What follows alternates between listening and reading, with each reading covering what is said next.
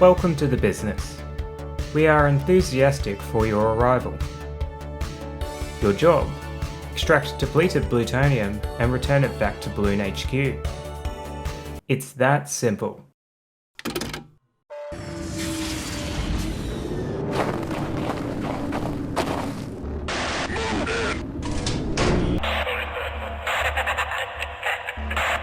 Squad, quiet down. Check in, people. Shit. Squad, stay down. All hostiles clear. Oh shit! Blooncinerated! Squad! Gonna need more gas! Shit!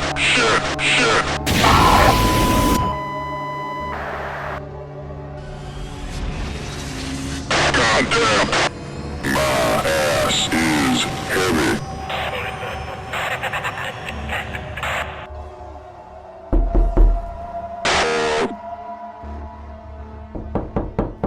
We have ignition!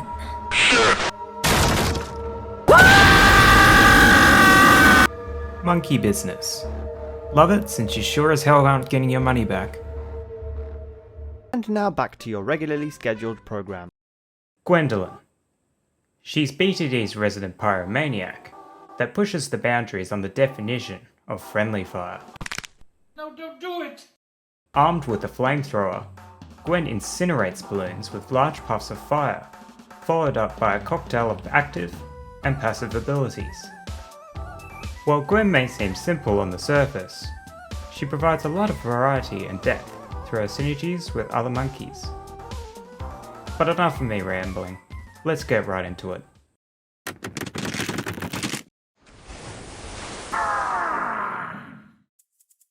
Gwen has a lot of interesting tools in her kit. But what's better than starting with Gwen's primary source of damage, the Flamethrower. At its base, the Flamethrower sprays out large fireballs that deal 1 damage to every balloon they hit. Being a flame-based attack, it can pop most balloon types including lead and frozen, but purples will remain a recurring problem until she reaches level 16. Although the Flamethrower is piss weak at her lower levels, Gwen applies a bunch of interesting buffs to improve the power of her Flamethrower. From level 6, the fireballs apply a fire damage over time effect that increases in intensity as Gwen levels up.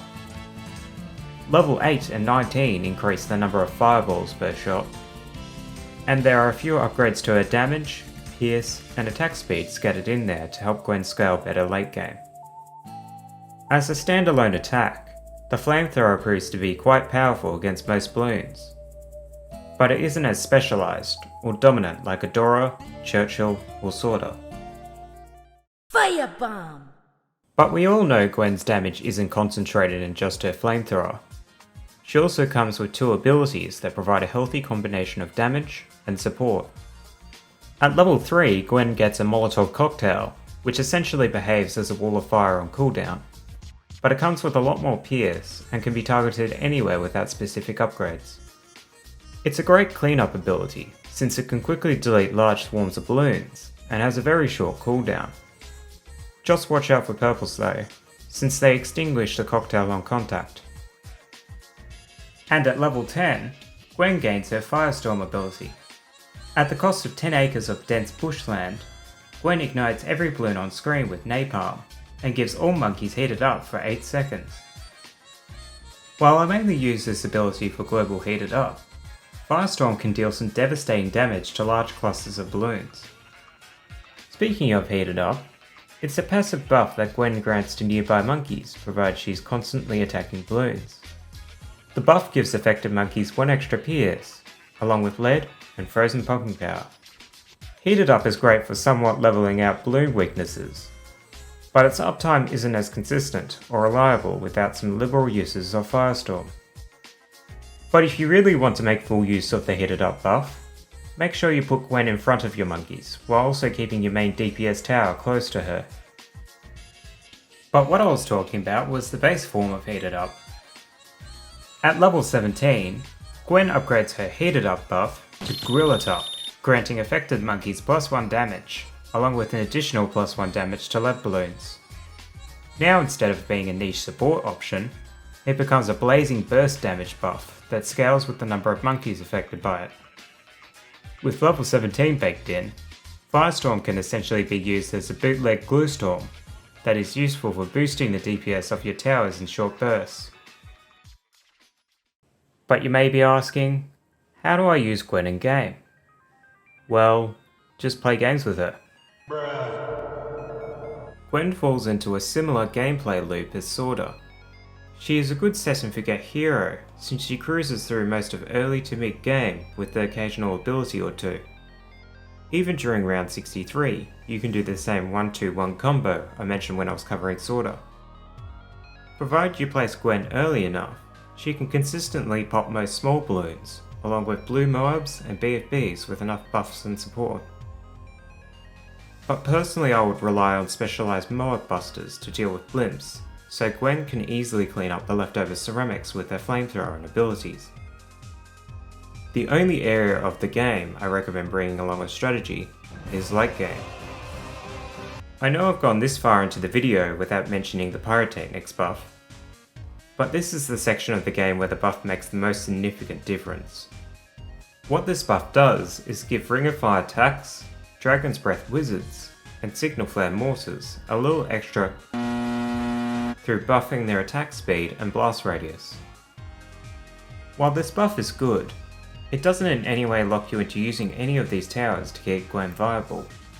One of these strategies, if you call it that, is Firestorm cheese. If you time the ability right, you can bypass the lead properties of DDTs during round 90 and 93. This buys you some time if you can't afford anything to deal with DDTs. The other main use case for Gwen is monkey spam strats. As covered in previous videos, the greater the attack rate, the more beneficial debuffs are. But considering most of these strategies lack lead popping power, Gwen does a good job at covering such weaknesses with Firestorm cheese, until you can afford something like a Glue Storm, Embrittlement, or Mib. While I acknowledge Geraldo is the best hero for monkey spam, Gwen is a lot cheaper overall and less micro intensive, so I'll give her brownie points for that. Before I go, I want to discuss Gwen's cosmetics. The OG deploy effect and Fire Fox are absolute fire, but the alternate skins? There's a clear reason why I don't use them. It's all on fire now. I have to say, Gwen is a very nice hero.